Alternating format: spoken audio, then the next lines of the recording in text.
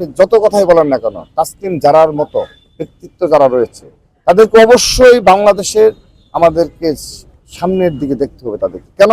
কারণ তারা কিন্তু যাই বলেন না কেন, তারা কিন্তু সাধারণ মানুষের উপকার করে যাচ্ছে। এবং আপনি তৃণমূল পর্যায়ে যে নারীরা রয়েছে যারা চিকিৎসা সুবিধা থেকে বঞ্চিত, তার হয়তো একটা ইউটিউবের মাধ্যমে তারা উপকৃত হচ্ছে।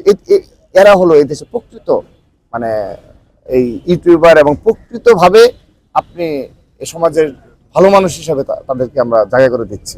কিন্তু আর বাকি যে কিছু ইউটিউবার রয়েছে তাদের প্রতিদিনের কাজ হলো নেগেটিভ কিছু তুলে ধরা, পজিটিভ তাদের চোখে কিছু ধরা পড়ে নেই বাংলাদেশে। কিভাবে এই সমাজ পরিবর্তন হবে? তাদের শুধু নেগেটিভ নেগেটিভ নেগেটিভ, এবং নেগেটিভলি বাংলাদেশকে রিপ্রেজেন্ট করতে হবে, নেগেটিভলি রাজনৈতিক দলকে করতে হবে, ছাত্র সংগঠনকে করতে হবে, ব্যক্তি রাজনীতিকে দেখাতে হবে। What is this? এটা তো হতে পারে না। এগুলো করে কখনো ভালো কিছু বয়ে নিয়ে আসতে পারবে না, কখনো না।